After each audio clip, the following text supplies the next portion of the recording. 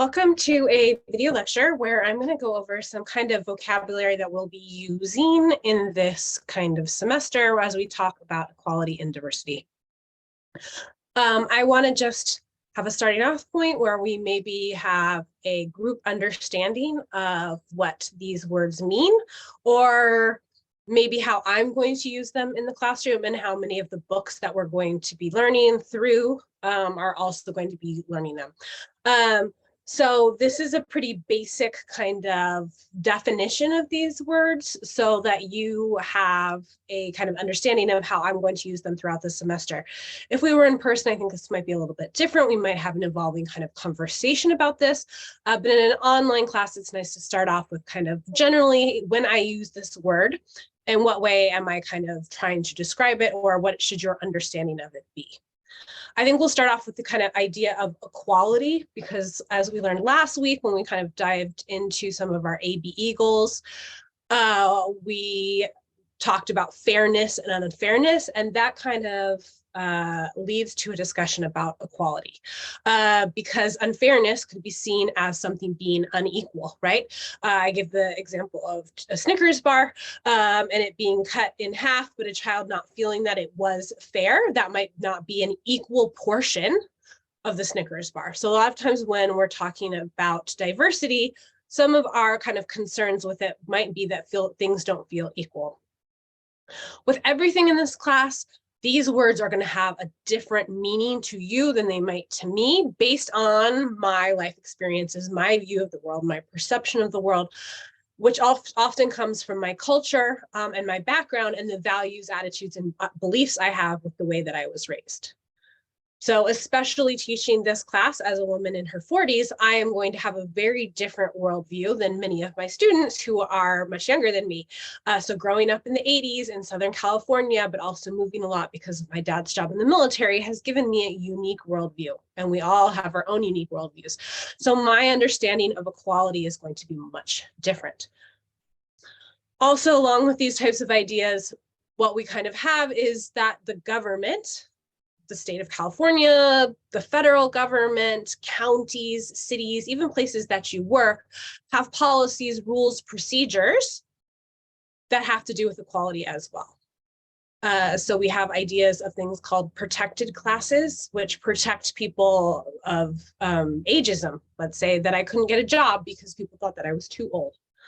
I'm over the hill, I'm past my prime, I don't understand this anymore. That could be considered ageism, and that's a protected class. We have it for sexuality, we have it for sex and gender, we have it for race, languages that we might speak as well. So in addition to kind of our ideas as people interacting in the world, groups of people, and in this case, the government also has ideas about equality, which makes it even more difficult. What is kind of the true definition? What can we kind of agree on?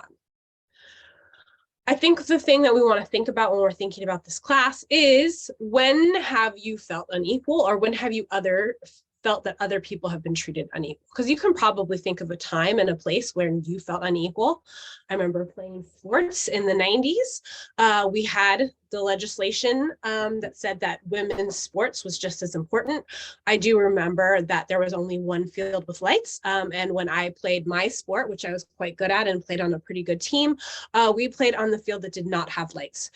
So at night, it was very hard to play our game because we could not see. The boys team always got the field with lights, so they could play at any time, at any night. It didn't become hard for them to play. And when I asked about it, they said, oh, yeah. And then they said things about like, they're a better team. Well, they're not actually. If you looked at like wins and losses, we are the better team. Could we do it on a rotating basis? And it never changed. It was always that way. I don't think it's that way anymore. But that is a time when I felt that my treatment was unequal simply because I was playing a women's sport. And it wasn't even a women's sport. It was just this women's version of a sport that many people play. So that did not feel equal. That did not feel fair. Think about children growing up. I was a high schooler at this time. I was growing up in a situation where there was unequal treatment, and there was also no impetus or nobody wanting to make a change in that way for it to become equal. We have two ideas of equality, and I'm just going to kind of get into these really kind of briefly. There's this idea of basic equality, and most people agree with this version of basic equality. We all have equal worth and importance. So we're all important no matter where we were born, when we were born, how we were born, how much money our parents make. So we all deserve respect, right? We probably agree with that. So the example might be how much you earn, you have equal worth and importance as a human being. Probably all kind of agree with this large sentiment, right? This idea that we have that everybody is deserving of respect. Then we have this idea of liberal equality. And this is what it's been called for like 200 years. This has nothing to do with like conservative or liberal values or anything like that. This is just what it's been called. Once again, it has nothing to do with modern politics and how they've kind of evolved recently. This is what it's been called for many, many decades. So this is the idea, though, of basic equality, but then we kind of build on it and we understand that there are inequalities because of people, because of their status. So your socioeconomic status, were you born poor, were you born rich? You might have more influence, more opportunities. The level of resources available to them also has to do with your status typically and how much money your parents have or how much you have as well, how many resources you have to do something as easy as going to Disneyland, which is quite expensive, or the resources might be to attend a four-year university. Employment as well, that's a big one. Like I said before, a lot of times we talk about worth and respect and things like that. As someone who has a lot of prestige with their job, people like my job. When I tell them, oh, I'm a teacher, or I teach at a community college, oh, that's so fantastic. That's a wonderful job. It's a higher calling. It's all of this type of stuff. I get a lot of prestige and respect because of my job. Think about people who are garbage collectors, people who do dirty jobs. So we have that whole TV show, Dirty Jobs, is people do very dirty jobs, like physically, and then other types of jobs like that as well. Do they have the same respect? If you were like, hey, I'm the trash man, would that have the same respect as me going, hey, I'm the teacher? Right? Even the words that we say, garbage collector, trash man, that type of stuff, does that person have the same prestige and respect that I might have as a teacher? The level of power that they have, typically because of status, money, things like that as well.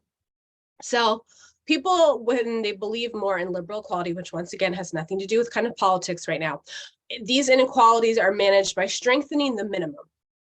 So everybody kind of has the same opportunity, which means that some people might need additional resources and are able to get there. So let's say that we want everybody to have university level education. That's why we have community colleges. Not everybody can go straight into a four-year one, right? So if we have community colleges, which are cheaper, which have more student services, which provide more things in order to get you transfer ready, that might give you the same opportunity to access that level of education. And I definitely came out of that system. I have a master's degree, but I started in the community college because that's where I kind of needed to start because of my financial situation at the time. I needed to go for my 2 years. My cost per unit was only $9 and then $11. So that was per unit. So it's only taking 12 units. It was much cheaper than it is for you guys as well. And that's why I do zero textbook, because I'm committed to keeping the price down for you guys. So what do we need so that everybody can have the resources to attend university level? Some people might need more support than other people in order to kind of do that. Beyond equality is now this idea of equity, which you might have heard about recently. So equity is kind of this idea that in this picture, these three people are trying to watch a baseball game. I guess it's a soccer game. They're trying to watch a game, but there is a barrier, right? There is this fence. And that's kind of the idea of equality, is that there are barriers for some people to get equal access. So in this case, this guy is totally fine, right? He can see no matter what. That barrier is not a barrier for him. He's very tall. In this case, having the same access for this girl in the middle is totally fine. She can now be boosted a little bit. So that might be liberal equality, giving her some more resources. If we had kind of true equity, it would be that this person on the right-hand side is going to need more support to get over those barriers or to get to the same level playing field that the other people had, right? So another way of seeing equity is, what if we just remove the barrier, right? So instead of trying to give everybody the same thing, which only benefits some of the population, What if we give somebody a little bit more? What if we just remove some of the barriers that we might have as well? So a lot of times our barriers can be quite systematic. So something like having the money to access going to a four-year university for 4 years could be a huge barrier for people. What are ways that maybe we could try to take away some of that barrier so that it would be easier for people to access four-year university education at kind of equal rates for everybody? So what does kind of diversity mean? We touched on this in our ABE goals, but when I talk about it, it's basically understanding that each person is unique and that we have individual differences. So, and that might even be cultural differences, that a group of people might be different than you, but then also each person is unique as well. And some of these ways that we can be unique can be where we grew up, how we grew up. It might be our race, it might be our ethnicity. Ethnicity is something like I'm a white person, but my ethnicity is Irish, Dutch, and German. And so that is my ethnic background. So my racial background is kind of Caucasian, white, but my ethnicity is kind of the place in the world where my families came from. Gender, sexual orientation, SES, which is socioeconomic status, which we'll talk about. Our age, me being older, people being younger. How do we treat people who are really old? How do we treat people who are really young? We treat them different than 40-year-old women like me, right? A 5-year-old, a 50-year-old, a 105-year-old are going to be very differently treated than a 40-year-old. And I see a lot of respect and prestige that I get as a middle-aged person versus the respect that I remember not feeling like I had when I was a very young teacher. So I was 19 when I started teaching young children. And as I hit my 30s, as I become a parent, I had more built-in respect for my job as a teacher. Even though when I was 19, I was immersed in my education. I was constantly thinking about it. I was making changes, whereas in my 30s, I felt very settled and I wasn't as open to kind of change. What's it going to be like when I'm teaching at 55 and 65? Am I going to have the same level of respect, or will people think that I'm too long in the field? I've done my time. I need to retire and let the new people in. What's going to happen when I'm 105? How are people going to treat me then? Physical abilities, if we have a disability or not, or maybe just if we have a chronic disease, religious ideas that we have or religious backgrounds. Political beliefs, and our ideologies, like our attitudes and beliefs as well. So all of those things make you who you are, in addition to how you grew up with your family. So those differences are going to impact how we have all of our relationships throughout our life, in our personal life, in our professional life, in our educational life. All of those things that make unique are going to give us a different perspective and a different worldview. Another thing about diversity is it's not always something that you can see. So kind of try to remember this as we're kind of going through the class. So people being unique, people being their own selves, a lot of times you can see it, right? So you could look at me and be like, okay, that's a white middle-aged lady. But you might not know that my religion, right? You might not know my ethnicity. You might not know exactly my age. You might not know if I'm a parent or not. You might not know the job that I do. You might not know how I express my religion, all those types of things. So a lot of times think about diversity as an iceberg. So there's the tip of the iceberg, the thing that you can see about somebody, and then there's everything that you don't know about me just by looking at me. If you just ran into me at Vons, picking up some food, you might see me and you might think one thing, but you might not know all of the diversity and all of the uniqueness that goes underneath, which can be things like when we're looking at people's culture or race or things like that, we might get a sense of how they dress. So if I saw somebody who was wearing a hijab, I might make the assumption that this person is Muslim. But I might not know all of the other things about her culture and her background and who she is, like gender roles, leadership, attitudes, values, beliefs, ideas about modesty, importance of personal space, importance of time, all of those types of things, their values, who they are as a person, what kind of religion they are or are not, how they express that type of religion. That's all under the water, right? So I might see and make an assumption about how somebody is dressed, but underneath is a lot of diversity that I'm probably not even aware of. So a lot of the things that we might not see would be religion, language, your personality, your talents, your attitudes, your beliefs. So it's probably a good idea, at least when taking this class to try to kind of pack some of those assumptions up and leave them at the door. In my personal life, I try not to make a lot of assumptions about people because in my decades of doing this, I've made some pretty poor assumptions about somebody just by looking at them and seeing the language that they speak, right? Or seeing something about them like the clothes that they type of wear or the holiday that I think that they may or may not take part in, and I might make an assumption about what's their religion or what's not. So taking this class, it's pretty nice to kind of have these ideas and then also to kind of try to get under the water. So pack those visible assumptions away and try to get under the water and what it really means to be diverse to people. So we're going to jump now into the ideas of perception and bias, because I've already said the word bias because it's part of anti-bias goals, but what does that actually mean? So this is a quote from the early 90s from The 7 Habits of Highly Effective People, which was a very, very like blockbuster book in the 90s. It's still pretty popular to this day, but I do love this quote.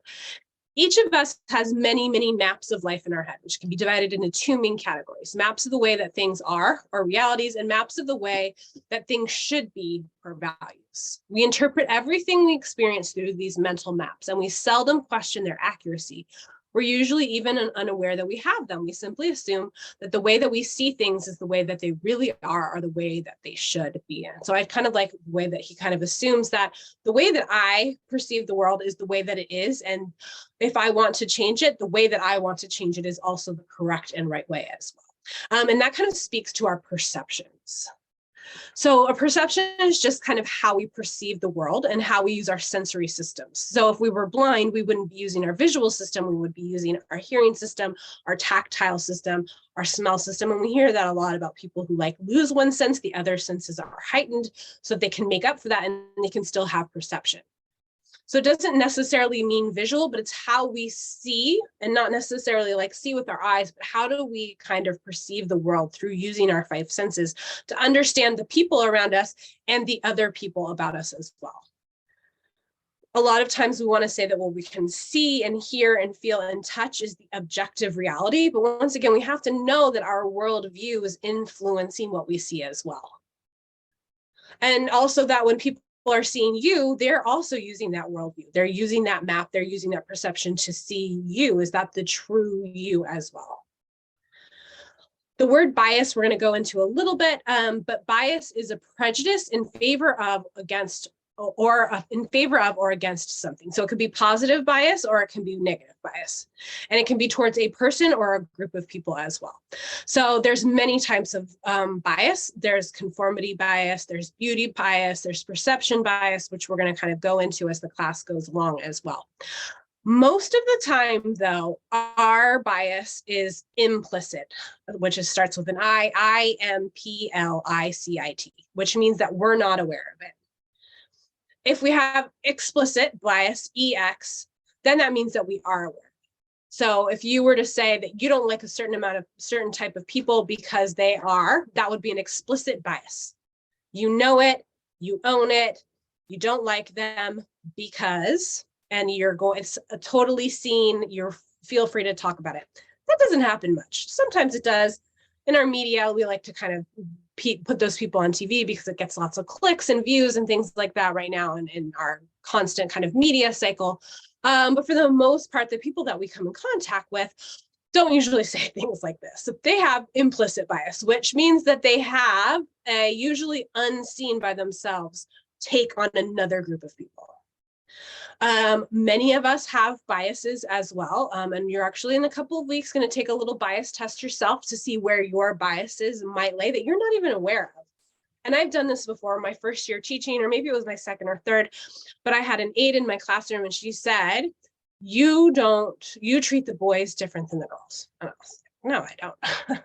I would never do that. I treat everybody equal in this class. I believe in basic equality. Everybody has the same rights and respect. I would never do that to a child. And she's like, you do? And I was like, I don't. And she said, yes, you do. When you need someone to help you, either like formally, like, hey, who's going to be my helper, my line leader, like something like that. Or informally, hey, girl, grab that thing for me. You always ask a girl. And I was like, oh, I don't So then what I did was I got just a piece of paper and a pen, and I divided it in half. And every time I asked a girl to help me formally or informally, I did just a mark. And every time I asked a boy, I did a mark as well. End of the week comes about, and I'm asking girls like at 5 times the rate that I'm as a boy. So I've asked a boy to help me be a line leader or to get me a book or something like that 5 times. I've asked a girl like 20 to 25 times. And so that was my bias. I'm not sure. I'm still kind of thinking about it. What was my bias? That only girls can be helpers, that boys are bad helpers. But nonetheless, that was a form of bias that was influencing my classroom. What did I do? I just made everything really kind of standardized. If I ever needed help, I just had a bunch of popsicle sticks with every child's name, and it was in a Ziploc. And so if I ever needed somebody, I needed somebody to ring the bell, I needed them to turn the lights off, whatever, I would just pull a name out. So then it was completely standardized. Everybody got the same chance, and I'd cycle that over and over daily or weekly or whatever as well. But that was not allowing boys to help in the classroom, which children love to do that type of stuff, which was possibly setting them up for thinking that they couldn't help or that only girls are good helpers, which is not a view that I personally wanted to have within my classrooms. So why is understanding that I have a bias important? Because that kind of bias could devalue somebody, right? It could devalue boys as being seen as not good helpers or not important in a classroom, simply because of their kind of gender, right? Or their gender role or their sex. So it can influence that. And I'm so glad that that person told me and called me out on it. And that I, even in my understanding of myself, which was I would never do that, I would never treat boys and girls differently, kind of the objective truth of just writing it down showed me that it did. So I needed to not have my bias and my prejudice influence other people, right? And influence my role as a teacher, because that could lead to even kind of discrimination in the classroom against boys as helpers. We have 2 types of prejudice, though, because prejudice is kind of a form of bias. We have benevolent prejudice, and we see this a lot, and especially with people with disabilities who are in wheelchairs or are blind or something like that. We pity them, we marginalize them, we patronize them. So, oh, so strong. I could never live in a wheelchair. How do you live like that? That type of stuff is kind of a benevolent prejudice. So you might think that it's an okay way, but really what you're seeing when you see somebody in a wheelchair and you start acting like that is you're only seeing the wheelchair. You're only seeing the challenges. You're only seeing the ability, or in this way, you're perceiving it as a lack of ability. You can't walk. That's so hard. You must be so strong. I feel so bad. What can I do? That type of stuff as well. So while we want to understand that disabilities can affect ourselves, we definitely don't want to give them benevolent prejudice, where all we see is kind of the wheelchair or their lack of ability, because that doesn't allow them to show us all of those things that are underneath the water that they have, all of those unique abilities that they do have that maybe is not related to their ability to use their legs or not. We're pretty familiar with hostile prejudice, though. Treating another group of people with fear or aversion, meaning not wanting to be with them, even hatred, or maybe even seeing them as a threat. So a lot of times we can have people from a minority ethnic group or a different culture or a different religion, or somebody who is bisexual or gay or LGBT can be seen as a threat or scary, and we're prejudiced against that. This can even turn deadly. In the 1990s in Rwanda, there were 2 ethnic groups, the Hutus and the Tutsis, and they had always had a lot of ethnic divisions. Certain kind of political groups tried to use this to their favor, and they influenced the media, and they talked about how one group was so bad, they even called them cockroaches. This led to a huge massacre where I believe hundreds of thousands of this one ethnic group were slaughtered by the other. This did hit the news, and I was a terrible thing that I was seeing from very far away, right? I was living in California with my parents. I was in high school. But then I got to grad school about a decade later, and I met someone who this happened to him. He married a woman from another ethnic group. So when it happened, he was being hunted, but his children and his wife were not. He actually lived like carved out from the mud underneath a church and hid there for months and months and months. By the time he kind of came out, some of his family members had been killed, and he had to adopt his brother's children, who are the same ethnic minority as him. So this is how bad hostile prejudice can be when unchecked, when people are allowed to think that another group, for whatever reason, is bad or scary. If unchecked, if heightened, if given a lot of power, it can even lead to massacres, such as what happened in Rwanda with the Hutus and the Tutsis in the early 1990s. So it's okay that we see things in different ways, right? Because we're all unique. We all have a different worldview as well. And we're all, probably because of who we are as humans, are going to think that our view is always correct, right? So that's our perception. So how can our perception lead to bias, stereotypes, prejudice, right? I just gave an example of my kids in my classroom and how I treated the boys different from the girls. So that was a form of kind of bias that I unknowingly had, that it was allowing to influence my classrooms. Other ways that we can kind of see things is stereotypes, which is also kind of another type of bias. Stereotypes are almost usually negative, right? So if you saw somebody with like a hoodie and a backpack come into a 7-Eleven, you might think this person is going to be a shoplifter, right? You might have this idea of kind of this hood or this bad guy or this young kid, this hooligan, as they used to call them in England, and things like that. Sometimes stereotypes are bad, sometimes they're not, but usually they're not completely correct. Like, so let's talk about the idea of like Black people or people from Africa always can dance, right? They have great rhythm. They can always dance. Is that genetic? Is it because of their culture? Does every single person who was born in Africa, they're all fantastic dancers? Can all women cook? Is it because that was what we've been conditioned to do and we've spent a lot of time and practice in it? Or is it something within women that, are within our chromosomes that we're good at cooking? So we kind of have to look at those types of stereotypes. A lot of times we might have them about gender, about occupations that people have, about your nationality. I'm of Dutch descent on my dad's side, and one of my friends is Dutch, and a kind of Dutch stereotype is we're all very cheap. We're all very frugal, don't like to spend money. In my case, it is a little true. I love a good bargain. I love a coupon, stuff like that. And so does my friend. So we are kind of unwittingly supporting this idea of Dutch people being really kind of cheap as well. But that's very superficial. Does that understand the complexities of kind of Dutch nationality, the fact that there were 2 world wars that have gone on in the last 100 years, or a little bit over 100 years, that really influenced that country and hit its economy really hard? That type of stuff might play into how people work. So there's a surface level of Dutch people are cheap, but then there's this kind of historical and cultural understanding of what has the country been through in the last couple of hundreds of years. It's typically a very fixed view, and it's very inflexible. These people can dance. There's nothing you can do to change my mind that all Black people and all African people can dance, or that women are better cooks than men. Typically, we're socialized into this. We see it around us, and that's why we think that this is how it's always going to kind of be.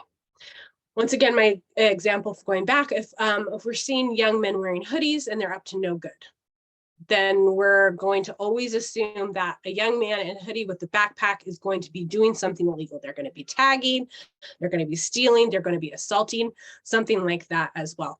So we need to kind of look at those stereotypes. Is it just a cold night and somebody has a hoodie on because it's Southern California and we don't usually have coats, we have hoodies on?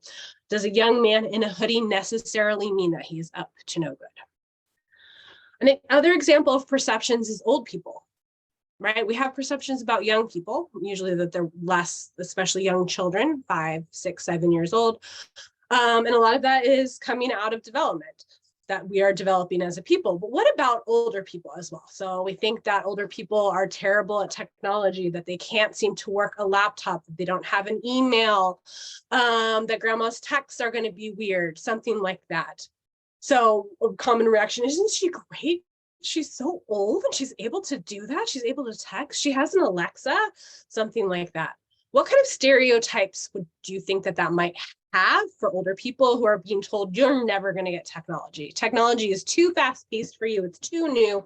You're too old. It's never going to work for you. There could be a limitation. You might exclude them from participating in activities involving technology, even subtly as well. What kind of advertisements might say that we're going to make this easier, things like that. A lot of times there might be a physical limitation, right? You know, on a phone, you might need to have the bigger text. You might have to have the bigger buttons simply because of arthritis and how our bodies age as we get older. But our minds, for the most part, while we might have some changes in memory, for the most part, our minds stay pretty sharp well into our 80s and 90s. So if our perception is, and we're running a technology class at a community center, our perceptions might be, an old person shouldn't take this class, it's too advanced for them, right? And those types of things like, oh, wow, isn't it great that you can text, might limit somebody from texting again in the future because you don't want to be made fun of and laughed at and be a joke being played on you all the time, just simply because you're engaging the world with technology. And that's not something that we would assume an older person can do. So it could limit you, it could stop you from doing things in technology because of this kind of perception bias and stereotypes that we have about old people and maybe technology. So I hope that you guys will understand these kind of words and how I might be using them, and also kind of think about how do we get to our assumptions, our prejudice, our bias. What kind of bias might I have in my life, and how would that affect the children around me? I gave you the example of the girls and boys in my classroom. How does that kind of unknown bias or that perception or that worldview that I developed, how might that influence people in a classroom? Because that's what we kind of want to get away with. So I'm hoping this kind of understanding of those vocabulary words will help you as we explore these topics more throughout the class. All right, that's it for today. I will see you guys a little bit more online.